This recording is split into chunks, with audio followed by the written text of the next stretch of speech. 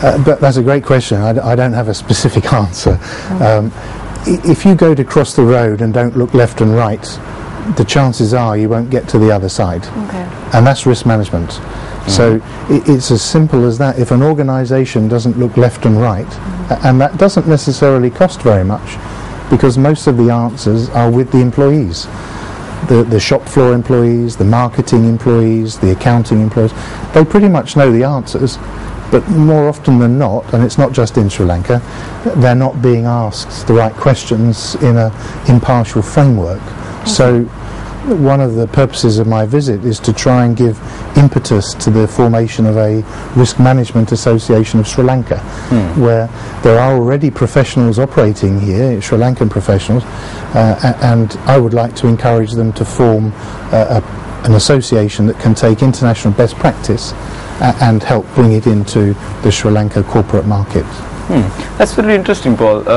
When you say international best practices, I suppose many corporates have somewhat adopted. Now, before I get into more discussion about your purpose here, I'd like to ask you, what is the importance of an external observer for risk? Now, I would say if I have a company, I would probably try and know all the risks that are there. What can I not see which someone from the outside can see? Well, to give you a small example, while I've been on your premises, I've seen about 8 risks that I can mention to your colleagues afterwards that haven't been looked at.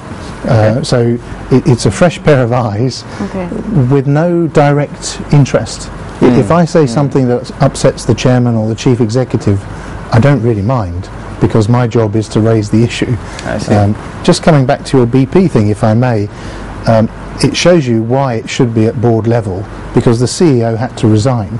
And he had to resign because he didn't follow a proper contingency plan and a disaster response right the way through to his own personal demeanour in the press in America. I think he became one of the most hated figures in the American society for a few months.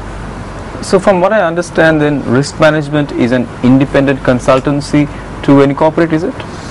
It's a adjunct. Every organisation should have someone fully responsible for the risk, whether that's the finance director or a specific person called a risk manager, whether it's the person that buys the insurance, but they should have that kind of power.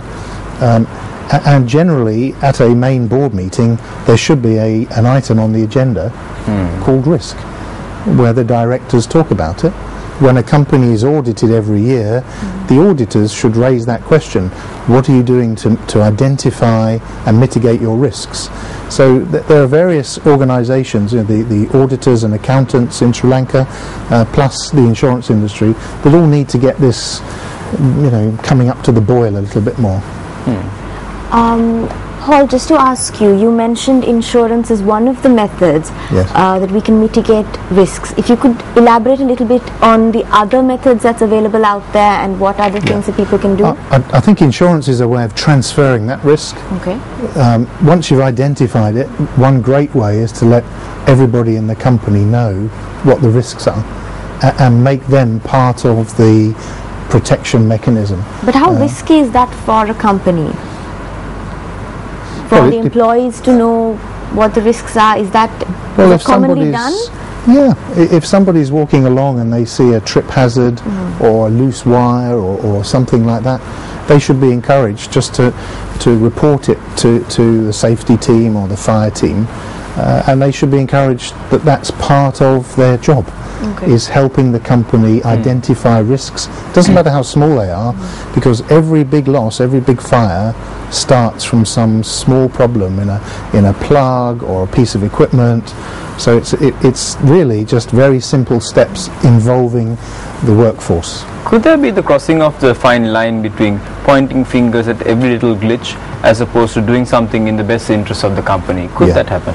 Yeah, and the impartial framework that I mentioned takes the risk of something happening, high or low, and the effect of that risk happening. So an aeroplane landing on here is obviously high risk but quite low probability.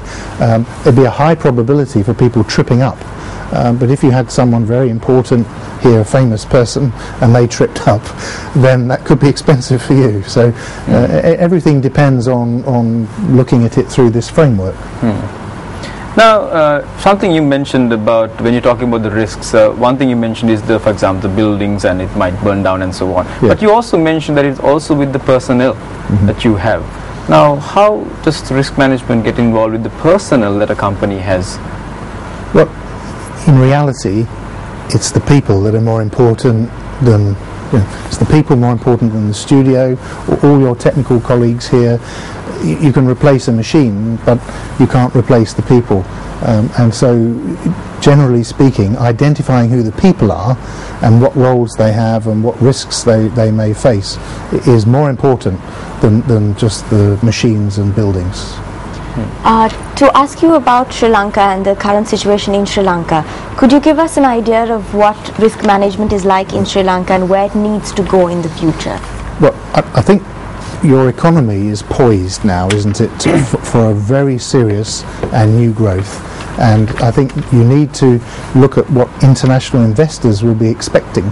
And they will be expecting to see international best practice in a number of areas, and risk management, I'm sure, will be one of them. Now, currently in Sri Lanka, I mean, I think our recent budget wants to promote a lot of international investment and so on. Now, what role do you think risk management as a professional entity in Sri Lanka will do for such a thing? Do corporates, do investors look at this aspect of country? Yeah, a lot of report and accounts now around the world have to have a very separate risk section. A lot of the supply chain requirements, the ISO supply chain agreements, require the suppliers to show, and this will be in your apparel industry, they have to show very clear systems and procedures, and risk management is really why they're having to do that. So it's already in operation. It just needs to be, I think it needs to take root in the risk management professionals of Sri Lanka, so you don't constantly have to have other people coming in and working on it. What are the challenges that you have faced as someone who's an advisor and who works with corporates in Sri Lanka? What is the biggest challenge that you've faced with the current companies that we have here? I don't think I can be specific about particular companies, but I'm not sure that the board directors, the main board directors, feel that this is something they should be involved with. I think if they look at the experience of the BP CEO and how he lost his job, maybe it might encourage them to be a bit more enthusiastic about it. I think they look at insurance as being something that's done below decks, and maybe if they could be encouraged through director forums, through the auditors' reviews, to regard that as an essential part of their job, that would be great progress. We must ask you then also, do you think our current insurance industry is ready to, is equipped to handle such a new kind of area? Oh yeah, well, without a doubt. You have a very highly qualified insurance sector. I don't know the statistics, but you have people that sit the professional exams, pass the professional exams, and you have a group of people working inside your insurance companies who already understand the concepts. And it must be quite frustrating for some of them when they know the concepts, but they don't see their big corporate clients really taking them very seriously. How would this be relevant to a small business? Now, I mean, I can understand buildings and business risks and so being, and insurance costs being something that a big company would understand and accept. But maybe a small business, how would you relate it to? A startup especially, Well, I would say it's more important. You know, if you've asked your wife and maybe some of your friends, your rich auntie, to lend you some money to start a business, you don't want to lose that money. That's true. You know, you want to make sure that you make a success, you repay what you borrowed, you still be able to achieve your own ambitions, the ambitions of your children through college and so on. So I would say it's more important when you're investing in yourself than it is when you're a major corporate which has diversification protection. if you could give us a few ideas of where startups, especially startups, can go to for good advice on risk management, who they should speak to, because I don't think this is something a lot of people know about. For example, especially small companies and entrepreneurs who start things with their own money, they would rather take all the profit and put it back into the company, invest in bigger resources, in bigger machines, better technology. Yep. So risk management is the last thing in their mind. So if you could tell us, tell everyone who's watching where they should really go to for advice, whether it's the internet or where it is really. Yeah. Well, if I can just take what you said, an entrepreneur takes a risk of starting a business. Yes. So the process they go through, a business plan, raising some money, finding some customers, selling some products, they're already following risk management techniques very clearly. So, and I think the insurance brokers, the insurance companies, and the internet will produce more than enough information about who to go to. And you were mentioning also about your plans in Sri Lanka and your purpose of your visit about creating a certain body of professionals. Can you just, before we wrap up, elaborate about this a bit? Sure. I'm a member of the Institute of Risk Management in the UK, and we're very keen to use our e-learning and our own frameworks and so on to help other organisations start up in different countries. So I'm very much here as a messenger really for the Institute of Risk Management in the UK to try and hand over some of this, and there are some people here that would like to start. But it needs more than just 3 or 4 interested individuals. It needs the support of the insurance industry, which is the main reason I'm here by invitation, and it also needs the support of the corporates who need to sit down and say, how can we harness and get an independent professional industry that will help us for the future. And you also mentioned something that in 2005, what you did in Sri Lanka with regard to after the tsunami and risk management, just one experience there. Could you also elaborate that before we wrap up? Well, my company worked very closely with my colleague Mr. Nihal Bogahalanda on tsunami cases here and in the Maldives, predominantly for the hotel industry.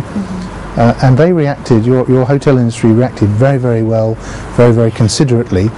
But it was interesting to see that a lot of the hotels have all their heavyweight electrical equipment in the basement. And if you're thinking of flooding damage, whether it's an awful thing like the tsunami or just an ordinary heavy flood, should they really keep all their electricals in the basement? It's just a common sense question, but that's one thing that came out very clearly. One final question. I just remember that we had discussed about business interruption insurance. Yes. What exactly is this? I mean, is there a difference between building insurance, fire insurance, and business interruption insurance? There is, and business interruption protects the profit going forwards. So if the equipment's damaged, the profit that they would have earned from that equipment is paid for by the insurance policy. It's an invisible insurance. Only the accountants can see why it's necessary, and so the sooner that industry can recognise the value of it, and probably the accountants need to help, and the auditors, I think the safer the industries will be and the safer the stock market will be. So Sam, a fantastic interview. I mean, I think we learned a lot here. An angle I've never really thought about or heard about. I'm not an entrepreneur, but maybe someday. Exactly. And also so much about keeping your company safe and keeping your industry safe, which is so important. And so many things about it that we didn't know, because when we started off on this interview, we had risk management, and it's such a broad topic. So this is great for everybody who's watching as well, to understand who to go to, how to go about the correct path in risk management and what the areas are.